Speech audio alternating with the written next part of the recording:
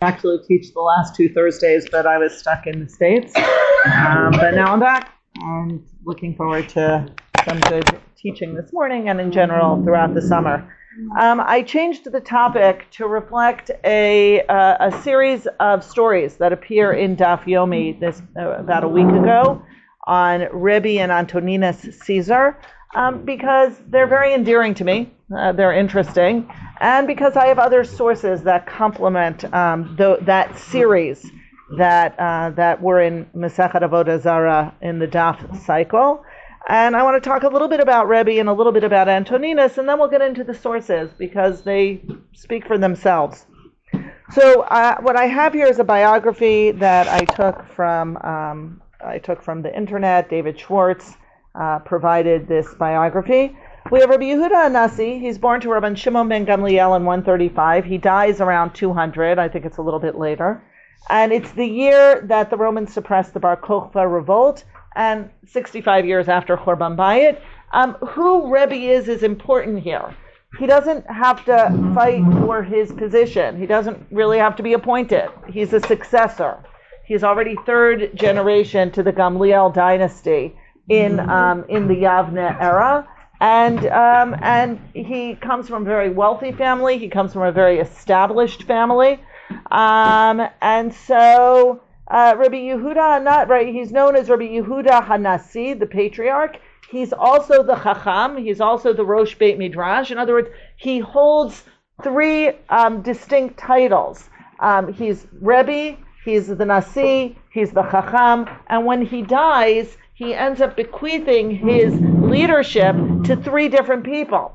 He bequeaths it to two of his sons. One son he appoints as the Nasi, one son he appoints as the Rosh Beit Midrash, and then Hanina ben Chama, I think it is, he appoints as the Chacham. In other words, he is one man who ends up being able to hold multiple positions during his life, but as often happens in institutions, and we see this even today, that the Rosh Yeshiva, when he is ready to step down or realizes his days are numbered, ends up passing it on to more than one person. Right? We've seen that in various yeshivas, that it goes from being one or two Rosh Yeshiva to four, right? Because there are individuals who have the ability to hold multiple positions, and often that's not possible to pass on. So that's just something interesting about him. We know that he is the one who is responsible or credited with organizing the Shisha Sidrei Mishnah, the 6 orders of Mishnah, into 63 tractates, Masechtot. And we know he doesn't invent the Mishnah, but he ends up collating and organizing the material that ends up being passed on as the Mishnah. And recognizing that he lives at a particular period of history where there's going to be more exile and more fracturing and more dissemination of Jewish community, and the idea of pulling together, collating the material that we call the oral law is essential. So that's a little bit about Rebbi. Let's talk a little bit about Antoninus Caeser, who appears in the stories with Rebbi. I'll just quote Rabbanit Lau in his book.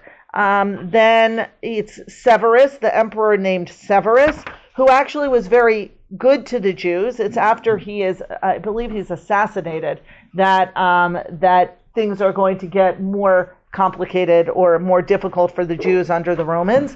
And so you have many stories, not one, not two, not 5, about the relationship between Antoninus and Rebbi, and that, I would argue, given the amount of stories, it seems likely there was a relationship. You're talking about one of the men who is at the top of the Jewish community in terms of education, in terms of diplomacy, in terms of wealth, and a Roman emperor who might very likely seek out Jewish wisdom and have philosophical discussions with someone who is his equal. And so we're going to take a look at those stories right now. So we're in... Yeah. Basic question. How do we communicate? I assume in these stories, they're in person, right? I'll say that... What language? Well, Rebbi would have spoken Greek fluently. We know that, actually, that the Gamliel house knew Greek. So they could have what? Probably in Rome. Yes, but that doesn't mean, the emperor's probably, but it doesn't mean the emperor, look, Ben Hillel writes, even if you want to doubt the historicity of the sources, I would actually say the amount of stories suggests a kernel of historical truth. I'm going to take Professor Aaron Amit's approach, which is there are so many stories in the Talmud about this discourse between them that let's go to, on one of his trips, he meets Rebbi and they have a conversation, and from that spins out all of these other narratives, right? Because there are just so many stories. To think that they're all fictional. I'm not a disbeliever that there are fictional aspects to stories in the Talmud. Right. You're asking how they would have met. If Severus came to Israel. We don't have Rabbi Gamliel going to Rome seems less likely than the emperor coming to see his. Maybe Antoninus is not one person.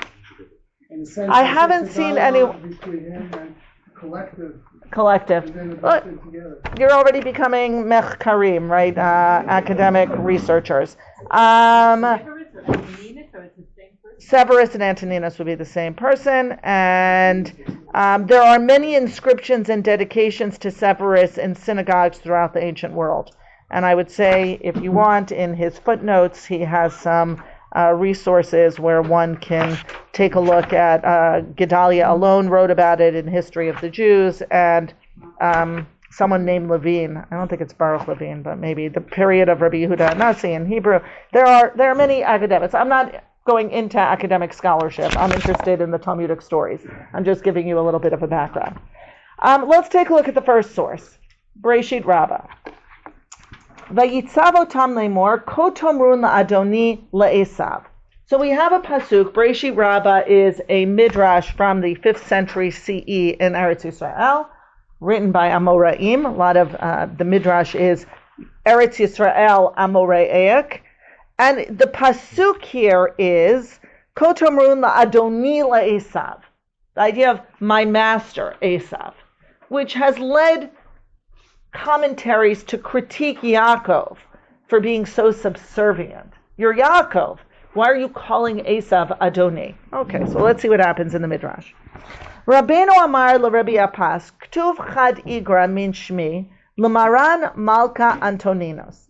So Rabbeinu says to one of the younger colleagues in the Beit Midrash, Rabbi Apas, I want you to write a letter to our master Antoninus. Kam uchtav min Yehuda Nisia l'Maran Malka Antoninus. And so Rabbi Apas writes from Yehuda the prince. I don't have any more source sheets. You can ask someone to show it. From Rabbi Yehuda the prince, right? Rabbi Apas wants to look at Rebbi as equal, Yehuda the prince, to the emperor. What does Rebbi do? Nisabe or karye ukraye. Rebbi takes his letter, reads it over, and then rips it up. Amar le ktov min avdach Yehuda lamaran malka Antoninus. He says, no. You're going to write from your servant Yehuda to our master Emperor Antoninus. And this bothers Rabbi Apas. He says, Amar le Rebbi minei matam bivazeh al kvodecha. Amar le ma'anatav min savi lo kach amar ko amar avdacha Yaakov. So he says, am I better than my great grandfather Sabi? He wrote Avdacha Yaakov la'adoni Esav, and I too am following that model. It shows a degree of humility. He says, look, he's the emperor. I'm Rebbi. I know who I am. I'm a Gamliel. I don't have to, I'm no slouch. And I know that I come from good yichus, and I know that I'm educated, and I know that I'm wealthy. And nonetheless, Antoninus is the emperor, and I'm going to approach him with a certain servility and humility that I think is appropriate, and I'm learning from my forefather, Yaakov. Right? So again, a very interesting little vignette. It appears in Bereshit Rabbah because it's, the legacy handed down by Yaakov, that it's okay sometimes to lower yourself. It's okay to Esav. It's okay. It doesn't detract from my greatness as a Jewish leader. So, interesting. Next. So here comes another story of Antoninus in Bereshit Rabbah, again, a little earlier in the compilation. Antoninus shalach l'Rabbeinu, amar le begin datsurta chasrin man na'avid v'namei le yaton. So this is this is, I'm going to switch to the English because it's a lot of Aramaic, and to just translating it will take more time. So Antoninus sent the following message to Rebbi. The treasury is empty, tell me what to do. Now, we're going to see this over and over, that Antoninus consults with Rebbi on matters of state. And it actually makes sense to me. Who's he going to consult? An emperor has to be suspicious of everyone around him. We know of the intrigues in Roman government. There's a lot of assassination, and there's a lot of political intrigue, and what do we call them, sir? Alliances being formed. And the treasury is empty. And first of all, you have to be careful who you admit that to. And second of all, you have to, think about what steps you're going to take. You don't necessarily want anyone to know you're raising taxes, or however you're going to do it. Right? This is like carefully guarded secrets. So he turns to Rebbi and he says as follows, tell me what to do. So Rebbi, and we're going to see this happen in another story as well, does not give a verbal answer. He does not want to be overheard. He does not want information to be traced back to him. If you're in dialogue with the emperor and giving advice on matters of state, you need to be really, really careful because of all the intrigues and alliances and assassinations. And so what he does is as follows. He led the messenger into his garden, and in his presence he pulled out some large radishes and planted small ones in their stead. That's all he does. And the messenger, of course, has no idea. Where is this guy planting radish? What's going on with the radishes? When the messenger asked him for a reply, Rebbi said, nothing needed, no reply. The messenger then returns to Antoninus and reported that Rabbi Yehuda gave no answer. Did he do anything? Antoninus asked. The messenger said, yeah, he uprooted large radishes and planted small ones. Antoninus understood the hint, and he fired some of the higher paid officials and appointed in their place those he could pay less. In a short time, the royal treasury was filled with gold. Okay, by the way, wow, right? Talking about the bloated social system, the public sector, and the bloating, and the officials who are being overpaid with taxpayers' money, and the idea that maybe some of those need to be pushed out, and younger people who you can pay lower salaries to do the same job can be brought in. Now, that's painful. I'm not going to go into what that means for the older people, but we all know that there is a certain degree of corruption higher up in the public sector at salaries that are very overinflated. And this is really quite marvelous, quite insightful. How do we reformat the budget? And we need to get rid of those who are being paid the most and are doing the least. Yeah. It's not the message I got out of it. What'd you get out of it? Yeah, what I got out of it is there's people in jobs who've been around so long they don't know what they're doing anymore, and you got to hire new people. Okay. Chasin Rav Ravin v'Shatel Tkikin. Right. So if we look at the Aramaic, the Rav Ravin are those who are. We could read that in two ways, right? The Dakik, right? We're talking about money. So the Rav Ravin are those who are getting very high salaries, and Dakik is little, right? So we're gonna winnow. So it aligns with what I'm saying. The people who are at the top, who are no longer doing their jobs properly because they've been in the position too long and are getting paid very high salaries, need to be moved out, and then we'll bring in little shoots that are then going to grow up, and they're going to learn on the job, but they're going to bring something new. It works together. It works together. I think it's beyond that too. I think it's like you said, corruption. Yeah. Higher salary. Yeah. People are probably stealing. Right. They know the system. They know the system. Called the deep state. Deep state. Okay. Let's go on to the next source. So we already are getting a sense, right? Really, really lovely of the relationship between Rebbi and Antoninus. There's a trust that Antoninus has in the wisdom of Rebbi. So let me just make sure the Hebrew here aligns. So Antoninus, we're still in Bereshit Rabbah. A lot of these stories are in Bereshit Rabbah. The other long set is in Avodah Zarah. Antoninus said to Rebbi, and we'll read this in Hebrew. Amar le Antoninus the Rebbi, Guf u'neshama yicholin liftor atzman min adin. So now we're getting into a little philosophy. And it must be a relief to some degree for two very educated, wise people to be able to have this horizontal conversation. Who are you going to talk to? right? Like he wants to discuss philosophy. He has all these philosophers around him, right? Because he's a Roman emperor. And they're not interesting to him. He goes to Rebbi. And he says as follows: the body and the soul together can exempt a person from judgment. Ketzad. That's the opening line. Guf omer neshama chatat shemiyom shepirsha mimeni hareini mutal ke'even dumam bakever. The body can say, I didn't sin, it was my soul. Because the minute I die, right, we're completely distinct and separate. I turn into a stone and it's my soul. Uneshama omeret guf chata shemiyom shepirashti mimenu hareini porachat ba'avir kitzipor. The minute again, at death, I fly away and the body is left. So the body and soul, now this is very Greek philosophy, the body and soul are two separate and distinct entities, right? And ideally, if you're a philosopher, you should live in the mind, in the soul, in the spirit.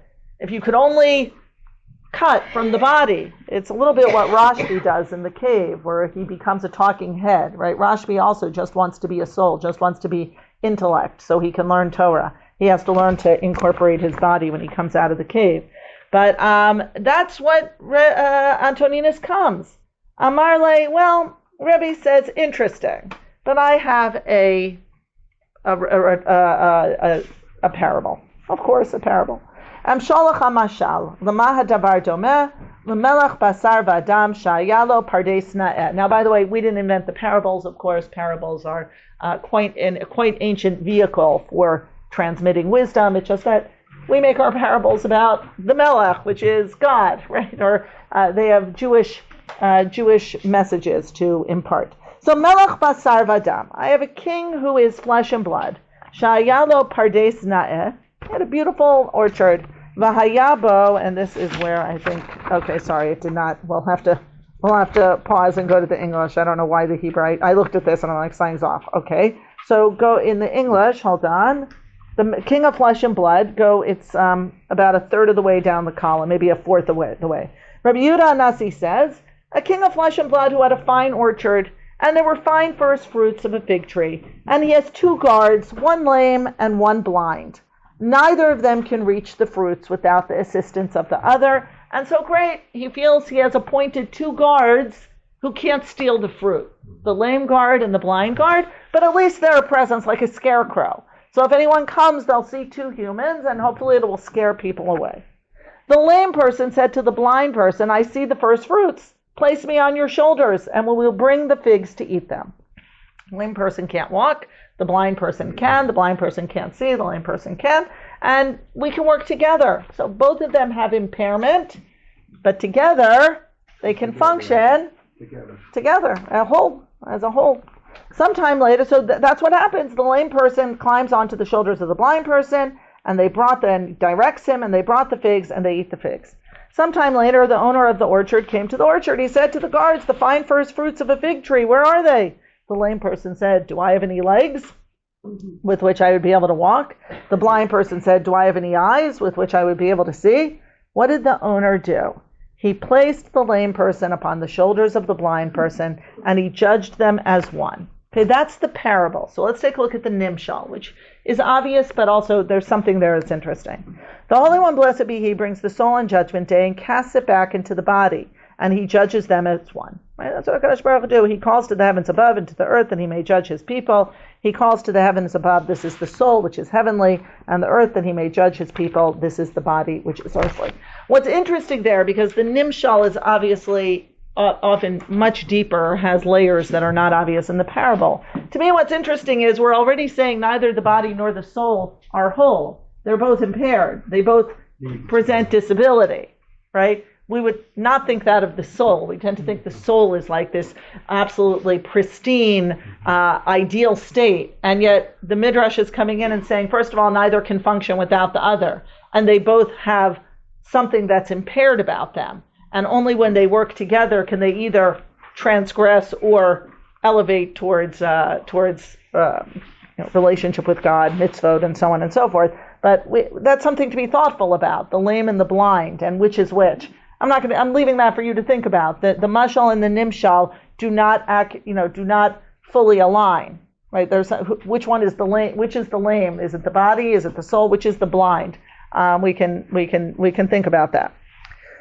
Hamar Antoninus the Rebbi. So now we have the next. So Rebbi bests Antoninus, right? He gives a really compelling answer. He basically says, don't be ridiculous. The soul and the body can't function one without the other. And now I'm going to give you this analogy. And this is how HaKadosh Baruch Hu judges us as one entity. The soul and the body cannot function without one another. The fact that at death they peel apart, that's after we finish our lives. Yes, then they return back to whatever they were. But they don't function one without the other. They're completely impaired one without the other. Only when they come together can they do anything. Amar le Antoninus the Rebbi. So again, it feels a little bit like a klutz kashya. Like, really? What is that question? Why does the sun emerge from the east and set in the west? Amar le ihava ibcha nami hachahav amratli. So Rebbi then says, well, if it were the verse, you would ask me the same question. Like, okay, you would have also said that to me, like the question. So then he says, no. Hachiam amar le hachi kamin alach b'minei ma shokat b'ma'arav.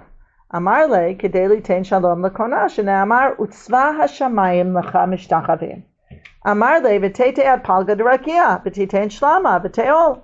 Mishum po'alim u'mishum ovrei drachim. So they have this conversation, again, which it's about the creation of the world. It's about how the world functions, about the laws of nature.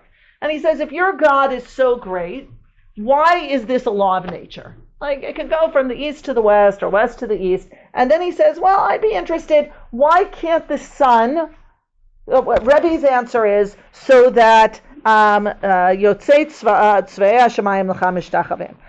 because setting is a form of worship. It's like the sun is bowing to God, right? We have this pasuk. He quotes a pasuk because he's Rebbi, and he basically says from Nechama, and he says, no, it sets in the west. We know that the Beit HaMikdash and so on are in the west, and so there's a sense of hishtachaviyah from the sun to God, that it's in the west where God's presence rests, and so on.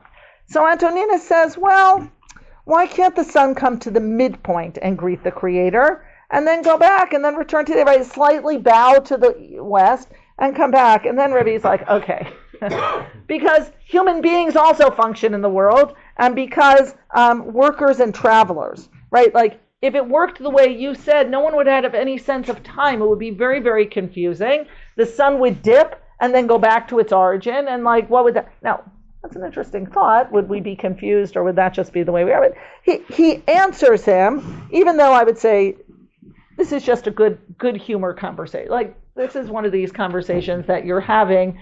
Hey, I wonder why, da-da-da, and let's come up with answers. It's not a particularly compelling answer, but the fact that they're in this conversation is what's interesting, that Antoninus feels comfortable even asking the kind of question that I would say in school would be dismissed. What a stupid question. Rebbi answers it respectfully, thoughtfully, brings a pasuk from Nechama, and then basically at the end says, dude, like, this is just the way of the world. Like, travelers and workers have to know when the day is going to end, and they're only going to know it if they see the sun dip and there's a sunset.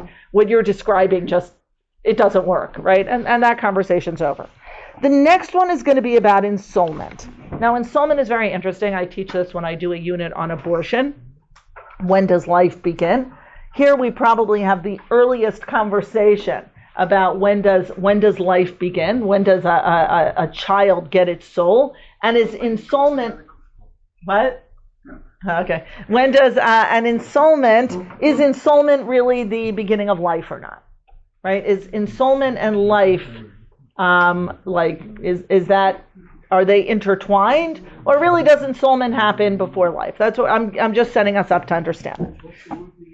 Ensoulment, where the soul enters the body. It's called soul ment, ensoulment. It's a phrase, and it's a phrase that comes up in theology, and it's a phrase that obviously Christianity and Catholicism, right? This question of ensoulment has become a very big debate in terms of when does life begin, and if the fetus already, or the cells, the clump of cells at conception already have a soul, then your soul and the soul of those cells is equal. That's what's happening. The whole debate around abortion rests on... What? Yeah. That's what the Catholics believe. Yeah. At the blastula. Yeah, absolutely, not a question. At the blastulus stage, the cells, when the sperm and the egg connect and begin to the cells begin to multiply. It's right? the first division. Yeah, the first division. The Catholics say the soul has already entered. That is a human being, and as a result, mother and that clump of cells, they're equal. They each have souls. And we're going to see that a little bit here. That's not our view. That's not our view. Well, wait for it. Our view is more complex. Our view is much more interesting. We never argue that the soul entitles those cells that divide, or even the evolving fetus, to the same rights as the mother. We never say that, even though both of them have souls. The soul does not convey to the fetus the right of life that the mother has. So that's one of the differences between Judaism and Christianity. Right. Again, I'm not going to. We're going to see Here we go. Here's Antoninus and Rebbi. Amar lo Antoninus the Rebbi, Nechama me'ematai nitna ba'adam. When is the soul endowed into the human being? Misha'at pkida u'misha'at yetzirah. So he says from conception, when the sperm and the egg meet and begin dividing, or from the moment of formation, and this is what the pkida is thought to be 40 days into pregnancy. It seems to, again, be this idea at 40 days, maybe they thought that was implantation, although that's, of course, much earlier. It's some stage in pregnancy where they feel the fetus really begins to develop, or about a month into pregnancy. It might align around the time where you can track heartbeat in the fetus. And Amar lo misha'at yetzirah. So Rebbi says here, from the moment of formation, 40 days into pregnancy. I will say there is a parallel discussion in Sanhedrin where Rebbi, the discussion is from conception or birth, much bigger parameter, and Rebbi says from birth. Okay, so I wish I had I do have a board, but okay. The conversation Breshit Rabbah is actually a much narrower conversation. I tend to bring both when I think Sanhedrin, I can't prove this, but I think that was the earlier conversation that then got reworked, because the gap between Judaism and Christianity is exactly that. We don't believe the mother's life is second to the fetus until, as you know, the head emerges. We always sacrifice again, it's a very painful decision. I'm not saying this, I'm being a little clinical here, but we always take the mother's life more seriously if there's any endangerment until the baby emerges. And now I'm going to use baby, not fetus. Until the baby's head or the lower half of the body emerges. That's it, at birth. So that conversation between Rebbi and Antoninus in Sanhedrin is actually more reflective of the halachic position. Because Rebbi says, well, it gets a soul when I would begin to debate whose life do I save. And I only begin to debate that when I look at the fetus as emerging into the world, which is at birth. And Antoninus is going to say, no, it's conception.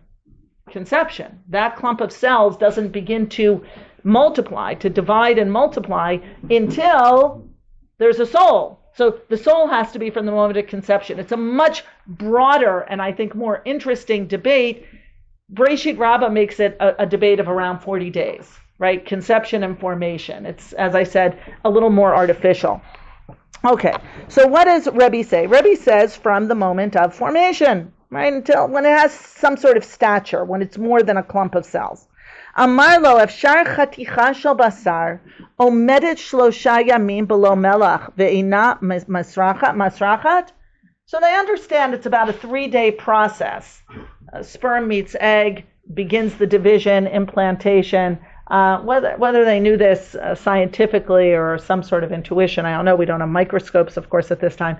But Antoninus says a piece of meat will rot without salt. The clump of cells, the product of conception, cannot develop and grow without a soul. So the salt is the soul, and the meat is the fetus, is the developing embryo. And he basically says, what are you talking about? Meat, well, right, like, it has to have a soul. The soul is the salt. And so then Rebbi says, Davar zer lamdeni Antoninus. Score 1 for Antoninus. Yes, you know what, Antoninus, that's a good argument. Umikra misayo shenamar, Ufkudatcha shamra ruchi. Right? He brings a pasuk from Eov, your providence has guarded my soul. So I'm going to pause for a minute. One of the most interesting things about this debate is Rebbi has nothing to lose because he knows the halachic position is not going to change. I can give the embryo, I can give that product of conception a soul, and it has no bearing on my attitude towards abortion. In other words, ensoulment is a philosophical, theological idea, but halachically, I'm going to have until 40 days, the fetus is like water. From 40 days until the woman goes into labor, it's avar imo. It's considered to be a limb of the mother.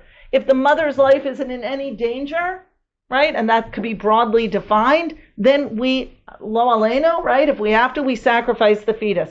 The fact that there's a soul, well, yes, that's nice, and we come up with the idea of the angel that's teaching the little fetus when it's in the, right, we have all these beautiful ideas of what's happening during pregnancy. But Rebbi turns to Antoninus and says, you know what? I like your drash, and I have nothing to lose by it, because ensoulment and halacha are not in the same discourse. If you open up discussions on abortion, maybe in the Achronim, no one talks about the soul of the fetus. Look at the Rambam. The Rambam's not interested in the soul of the fetus. He's interested in until she goes into labor. Can I be graphic for a moment? Because it's the Rambam. Yeah. You can literally rip the fetus apart, right? You can, limb by limb, he says, you can inject it with some sort of poison. You do whatever you do to save the mother. That is our attitude when we look at mother and fetus.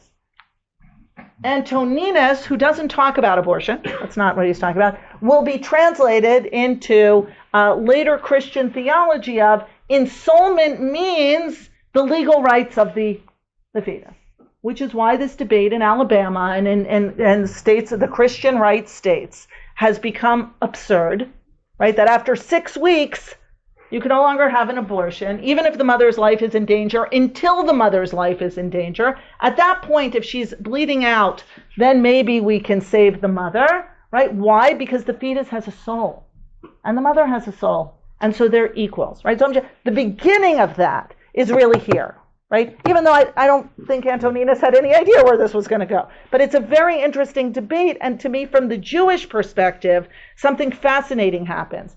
Rebbi says, you know what? Yeah, sure, it has a soul. And you know what? I'm going to violate Yom Kippur for it. So why not? I'm going to violate Shabbat to save the pregnancy. So you know what? If it has a soul, that makes it a little more compelling, right? It's a little easier then to understand that, of course, we do everything to save the fetus and we do everything to save the mother. It's only when they're in conflict that we have to make a decision.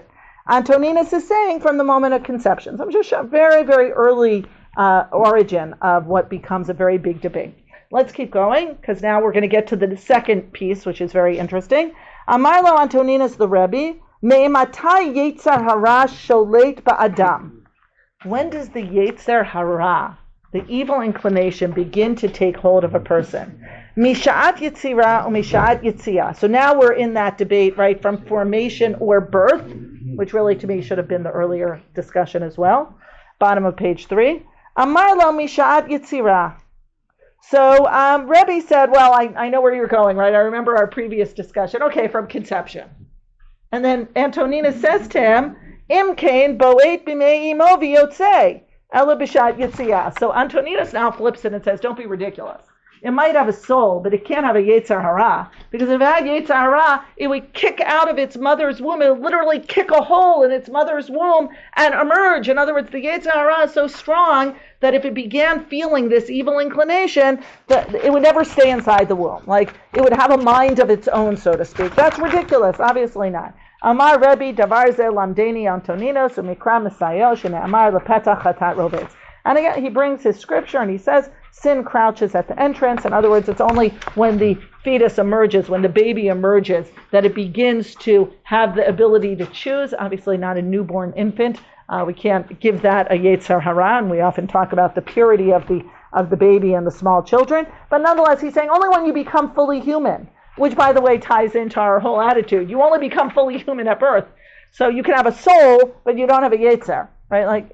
But interesting, the conversation that's going on between the two of them. Two very articulate, two very brilliant thinkers talking about theology, talking about philosophy. Okay, let's go on to the next source. Baba Batra. And then we'll get to this series in Avodah Zarah. Rebbi patach otzrot b'shnei batzoret. Amar yikansu ba'alei mikra, ba'alei mishnah, ba'alei talmud, ba'alei halacha, ba'alei haggadah, aval amei ha'aretz al yikansu. Now, amei ha'aretz really get a bad rap if you've learned Talmud. Like, who are the amei ha'aretz? They're worse than donkeys. They're worse than they should be killed. Like, there's all this stuff about the amei ha'aretz that I can't quite understand. But Rebbi opens his storehouses. Remember, he's very wealthy, and he basically says all students of Torah are welcome. Whether you're a student, he says, ba'alei masters, right? Those who have mastered Torah and Mishnah and Talmud and Halacha and even Haggadah, right? You can enter and receive food, but ignoramuses may not enter. Let me just see. Why did I put this here? No, this shouldn't be here. Sorry, this is about Rebbi. This is not about Antoninus. Okay, it's an interesting source, but basically Rabbi Yonatan ben Amram pushes his way in, even though he is an ignoramus. He hasn't studied Torah, he hasn't studied Mishnah. And then Rebbe says, why should I sustain you? And he says, sustain me like a dog or like a raven. And after Rabbi Yonatan left, Rabbi Yehuda sat and was distressed. I've given my bread to an ignoramus. And then his son says to him, perhaps he's really your disciple who never wanted to benefit from the honor of Torah, and it is so. And then Rebbe says, well, you know what, let everyone enter, because I can't really tell who's an ignoramus and who has studied, right? It's actually a lovely source. It speaks to the humility of Rebbe. I don't know why it's on this source sheet. I was teaching about Rebbe, but okay, in the class that I taught where I mentioned Antoninus. But I think it's an interesting source because it's another source where Rebbe is willing to be rebuked and critiqued, and Rebbe is willing to learn. And again, his son does it very nicely. He says, look, maybe it's Rabbi Yonatan. Rabbi Yonatan ben Amram would never admit that he was a scholar of Torah. He never wanted to be praised for his knowledge of Torah. He'll present as an Am Ha'aretz in order to avoid that. And then subtext, maybe there are other people you're blocking who really also have studied some Torah and aren't going to come in because they don't think of themselves as Ba'alei Torah, Ba'alei Mishnah. Maybe you should just open your storehouses to everyone, and that's what he does. Okay, so it's actually a lovely story about Rebbe, and it's not the first time Rebbe will be willing to take constructive criticism, shall we say, which is not a small thing for a rabbinic sage and a Talmudic leader who is at the level of society that Rebbe is in. And we know, unfortunately, other sages and other stories who are not as open to this kind of criticism and to this kind of humility. Now we're getting to the series in Avodah Zarah. Okay. Antoninus said to Rabbi Yehuda Anasi, I wish for Asveros, my son, to rule instead of me. This was all in Avodah Zarah Daf Yud. And that the city of Tiberia be released from paying taxes. These are two things I want to accomplish before I die. It sounds like the Daf Yomi. It is. That's why I said this is Daf Yomi. That's the reason I brought this. It's the whole series in Daf Yomi. And if I tell the Rome, but often when we learn Daf, we do it very quickly, right? We have to get through the Daf, and I'm slowing it down to look at this series of stories. If I tell the Romans one of my wishes, the Senate, because he's the emperor, but there's still a Senate. They'll agree to one, but not to both. What should I do? How do I do this? Again, here's another example, like with cutting the budget, right? Reformatting the budget. He turns to Rebbe and he says, these are the two things I want to accomplish. What should I do? So Rebbe, again, very careful, does not give any direct answers. Over and over, we're going to see this. He took a man, placed him on the shoulders of another man, put a dove in the hands of the man who's on top, and he said to the one on the bottom, tell the one on the top to release the dove. The dove should fly away. And then Antoninus says as follows, I know what Rebbe's saying. I should ask the Senate to let Asveris, my son, rule, and then tell Asveris he should free Tiberius from taxes. Again, this is, at this point, we're ready for these stories because we've begun to get into the cadence of this relationship, the rhythm of the discourse between the two of them. They speak without often having direct conversation. Sometimes they have these direct philosophical conversations, but in matters of state for the Roman government, Rebbe uses, performance art. And Antoninus understands it, right? The discourse is not through words, but through performance. Antoninus said to Rebbe, important Romans are upsetting me. Rebbi then brings him to his garden, and every day he uprooted a radish. Here's the radishes again. By the way, the radishes appear also in Elisha ben Abuya. I often, when I teach rabbinic stories, like to show props are borrowed. Props travel between stories, right? Why radishes? But Elisha ben Abuya also uproots a radish. It tastes good. They do? Well, they're a little bitter, though. Okay. It could be they have a shallow root. But I'm just pointing out the radish appears, the carob tree appears in a few stories, the donkey, right? There are kind of props in stories that appear in more than one story. Antoninus said to him, learn from it that this is what Rebbi is saying to me. You should kill them one by one and do not incite all of them at once, which, by the way, is intense, right? Like, Rebbi understands that there's going to have to be a culling, and he says do it gradually. But why did he not say it explicitly? So Rebbi said, the important Romans might hear me and will cause me anguish. Why not let him say his advice quietly? Because it's written in Kohelet, a bird of the air shall carry the voice. Like, just let it, don't give any voice to it. Let the bird carry the news, right? So here we're even being given what I told you, it's being peeled back. The Gemara itself says, well, why doesn't he just tell him that? He has to be really careful. When you're in a close relationship with a Roman emperor, you do not want to be caught up in what might be the next coup or other Romans hearing and holding it against you. Next story.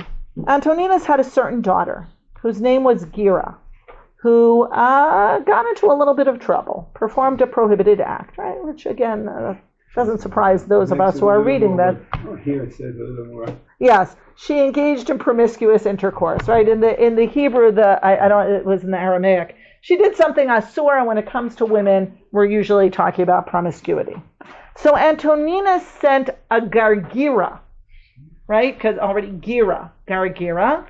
And Antoninus sends this plant, letting Rebbi know he's talking about his daughter. Rebbi sent him back kosbarta, right? Well, kill her, right? That's the even in the Torah, right? A daughter who's promiscuous. Antoninus then said karti with leeks. I love this. This performance art is awesome. And then Rabbi Yehuda sends chasa, right? Look, Rebbi opens up the door, so kill her. If that's what you have to do, it's what you have to do. Which leads Antoninus saying, I don't really want to. I'll be cut off. What does that mean, cut off from who? But I think basically what he's saying is it will destroy me. I'll be cut up. I can't do it. And then he says, well, then forgive. What? No progeny. Well, right, but she'll have no future, but then does that really matter with daughters? Because usually the sons are where the line is patriarchal. What? I think daughters are important. I have 4, so I will agree with you. Wow, that's impressive. So daughters, yeah, I think that's what he's saying. He's saying she may be a daughter, but karti, right? Even if she's not going to inherit me as emperor, karti. And Rebbi gets that. So he says, so forgive her. Right? You don't want to kill her, I don't blame you. But it's fascinating, he doesn't start with chasa. He understands, if he said chasa, Antoninus might say, what are you talking about? How can I lachus? And so he starts with kill her, kusbarta, just do it. And then Antoninus, when he sends the leeks, allows Rebbi to say chasa. So again, to me, it's a great story, right? Great story.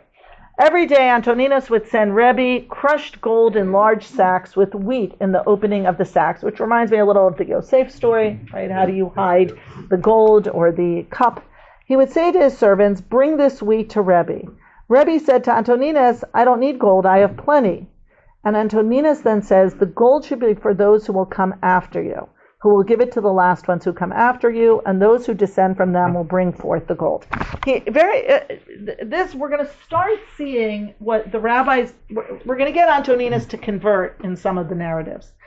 This idea that Antoninus recognizes the Roman government is going to turn against the Jews and that they're going to need bribes in order to pay the taxes or whatever they need in order to survive under the Roman government.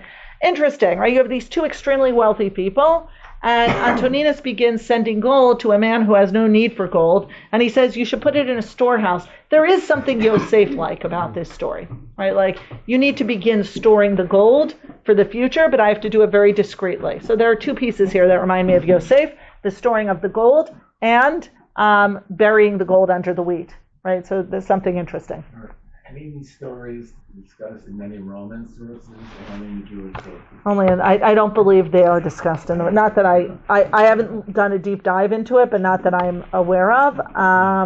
Severus, of course, is well known in the Jewish world, but that's why scholars will say I don't think we have external sources to confirm this.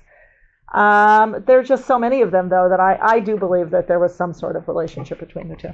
Okay, Antoninus had a certain underground cave. I'm going to say this is a very grotesque story, a very disturbing story, but again, it says a lot about who Rebbi is in relationship with. He would go from his house to the house of Rebbi. He built a tunnel. Now, if he's in Rome and Rebbi's in Yavne, then that's probably not happening. But this is a very fantastical story. This is probably the first one we're getting to that I'm like, this is not believable. But it's a good fantasy. Like, if there's a tunnel, and by the way, wouldn't all little boys like to build tunnels, and girls, right? This idea of from my best friend's house to my house, and our parents won't even know. It's great from a storytelling perspective. It's very, we all want that, the tunnel that goes from house to house. Every day he would bring 2 servants to serve him. He would kill one at the entrance of the house of Rebbi and the other at the entrance of his house, right? Because no one can know. It has to be a secret. Why he has to bring the students at all, I don't know. Leave the servants at home. But this is what he does. He said to Rebbi, when I come to visit, let no man be found before you. This has to be our little secret. Okay. One day he found Chanina bar Chama. Chanina bar Chama is the one that Rebbi appoints to be the Chacham after he dies.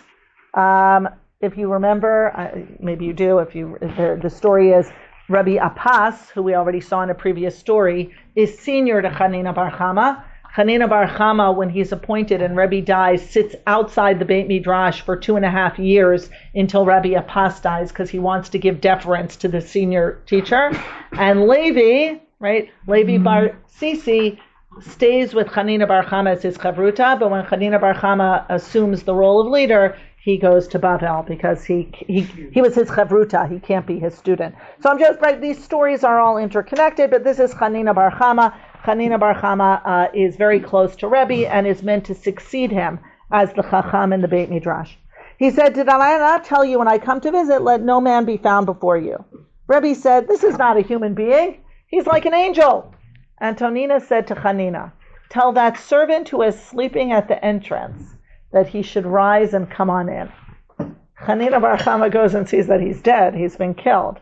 He said to him, what should I do? If I go and tell Antoninus he was killed, I'm not really, that's problematic. One should not report distressing news. It doesn't seem like he necessarily realizes Antoninus has killed him. If I leave him and go, I'll be treating the king with disrespect. He prayed for God to have mercy and resurrected the servant. Resurrection stories appear in Talmudic stories, most famously Chachinai. Hanania ben Chachinai resurrects his wife after he shows up 13 years and she has a heart attack. So here we have a bit of a resurrection story. He sends him to Antoninus. Antoninus says, I know that the least among you can revive the dead. Now I get, okay, yes, I get it. This guy is big stuff. But when I come to visit, let no man be before you, even Chanina bar Chama. So again, it's a cute story. I mean, not for the servants who are killed at the beginning and end of the tunnels, but we have the tunnel and we have this secret, right? You can't let anyone know that I'm coming. Even this man who is clearly able to bring about this kind of miracle, he shouldn't be there. Every day, now this story also I find even less believable. Antoninus would minister to Rabbi Yehuda Hanasi. He would feed him and give him to drink. When Rebbi wanted to ascend his bed, Antoninus would bend down in front of the bed, ascend upon me to your bed. Rebbi said, it's not proper conduct to treat the king with this much disrespect. Oh, that I were a mattress under you in the world to come. Another fantasy, but very reminiscent of Rabbi Tarfon and his mother. Very reminiscent of the laws of Kibud Av Va'em, that Antoninus begins to look up to Rebbi in the way that a child looks up to a parent, right? That's how much direction he's giving. And he begins to treat him like a father and the rules of Kibud Av Va'em. So again, also part of this series. Antoninus said to Rebbi, will I enter the world to come? Rebbi said, yes. Antoninus said to him, isn't it written, and there shall not be any remaining of the house of Esav in Ovadia? Rebbi said the verse is stated with regard to those who perform actions similar to wicked Esav, not to people like you. So I'm already going to say that this series is about Antoninus is going to become a convert. Antoninus is going to come into the world to come. That has to happen often with non-Jewish or non-Israelite figures. We have Rachav and we have Bat Paro and we have Yitro. They convert, right? In the Midrashic strata or the rabbinic strata, they all convert.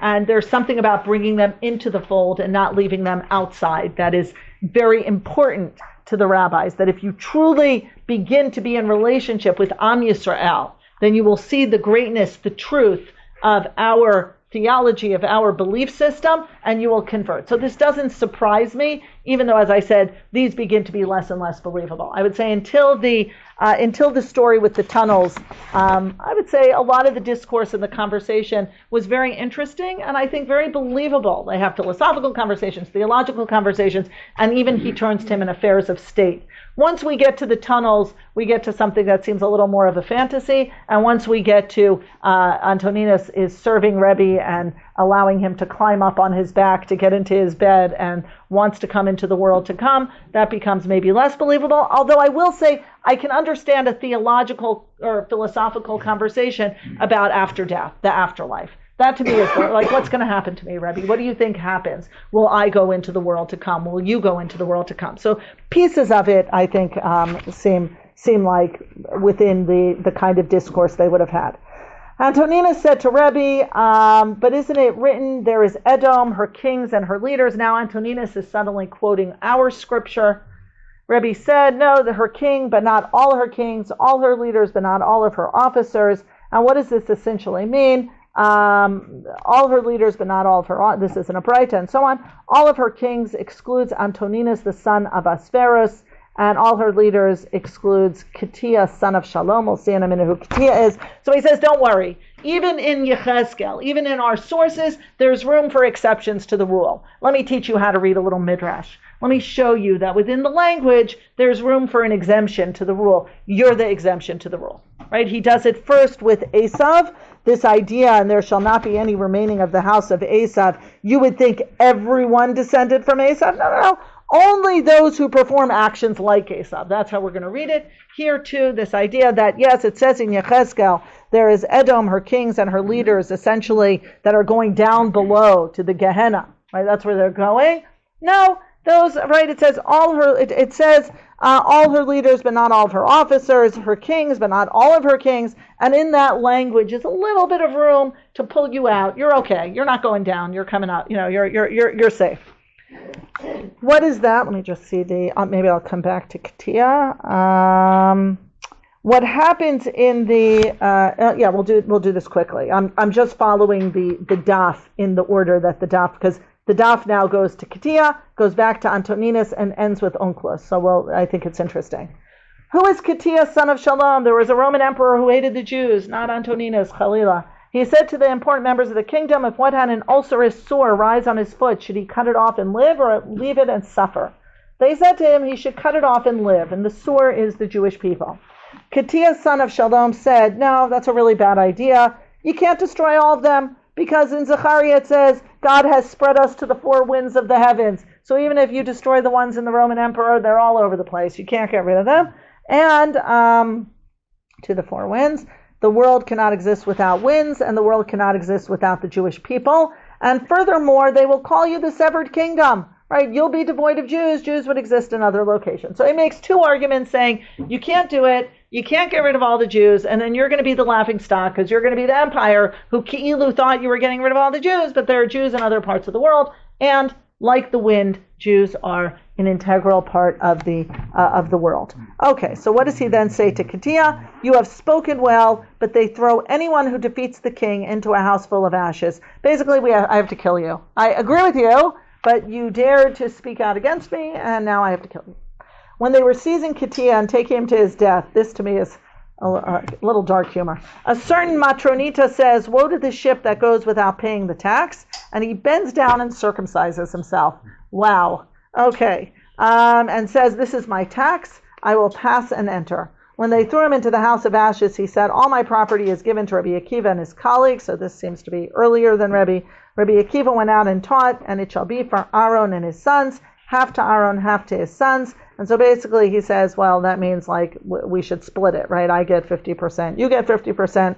And I'll just pause. It is true that Rabbi Akiva becomes very wealthy at the end of his life, but I always understood it was his father-in-law.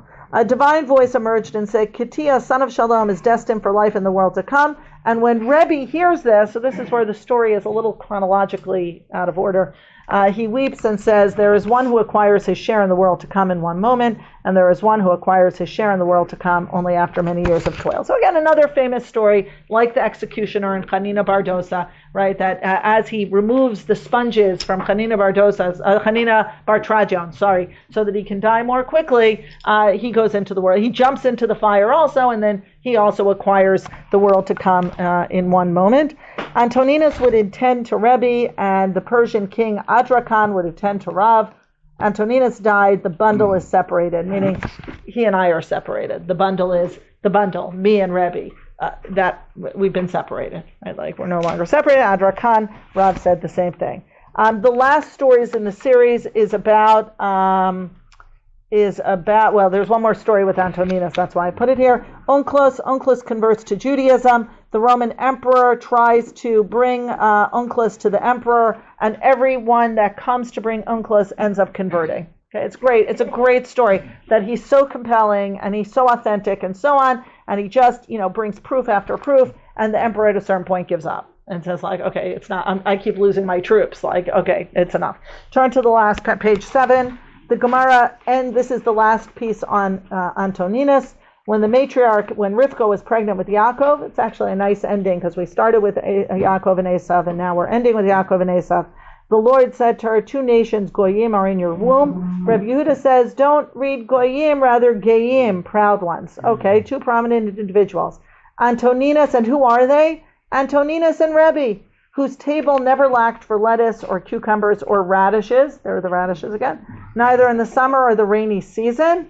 And why? Why do they always have them? The master said, a radish breaks up food, lettuce stirs up food, meaning digestion-wise, and cucumbers expand the intestines. They do have a lot of water in them. Isn't it taught in the school of Rabbi Yishmael? And so that's it, right? That's really the end of the story with Rebbe. We find out that at their table they always had digestives, right? Ways of, they understood a little something about nutrition. You need these foods and fiber, right? Fiber and breaking down food for digestion. In Rabbi Yishmael's school, they said, no, cucumbers are terrible. They're harmful. Kashim, kishuin are kashim. No, well, large cucumbers are a problem, but little ones, like the more delicacies, like Rabbi Yehuda, Nasi, and Antoninus, those were very beneficial. Okay, so it's a cute story that ends. It brings us back to the whole relationship between Esav and Yaakov, which came up several times. The idea, no, you're not really like Esav, but you're a descendant of Esav. And the Yerushalmi, the last thing about his conversion, there are indications that Antoninus converted. There are indications that Antoninus did not convert. Yeah, it's good. Let's hold both of them. One saw him walking with a slight shoe on the Day of Atonement. When do you infer, since even God-fearing people go outside thus, right? He wore, looks like not a leather shoe. Antoninus said to Rebbe, can I eat from the Leviathan in the world to come? He said to him, yes. He told him, from the Passover lamb you would not let me eat, but from the Leviathan you make me eat. He answered, what can we do? Since about the Passover lamb it's written, no uncircumcised man may eat from it. When he heard this, he went and circumcised. So that's a little bit like Ketia, who suddenly bends down and circumcises himself. He came to Rebbe and said, look at my circumcision. He says, no, I never looked at mine, and at yours I should look. Yes, I hear that. Why is he called our holy teacher? Because he never in his life looked at his circumcision. Okay, it's a little Breslovy. Why is his name Nachum? There we go, the holiest of holies. Because he never in his life looked at the figure on a coin. This implies Antoninus converted. The statement of the rabbis implied Antoninus did convert, as Rabbi Chizkiah, Rabbi Abau, in the name of Rabbi Elazar said, when in the future world the proselytes come, Antoninus comes at the head of all of them. So what I like about this is they admit we don't really know. Some say he did, some say he didn't, and then it goes into, we think he did, right? Like, and that brings him into, right? Someone who became that close to Rebbe ends up coming into the fold and so on. That, very unlikely, but it's a lovely way to end the stories, the idea that we want to make him one of our own. Right, these stories with Rebbe are interesting, are compelling. He shows an intellect and an interest, and he begins quoting scripture at some point. And so how could he not kind of see the light and join Rebbi? But I would say in the Bavli, there's no indication really that he converts. He goes into the world to come because he's not like the descendants of Esav. He's more upright, he's more moral, and his relationship to Rebbi makes him more, perhaps, than he might have been without it, and vice versa. Rebbi also has a partner in which to spar with, in which to discuss these things with, that he does not have in his immediate circle. So thank you very much. Nice to learn with you. And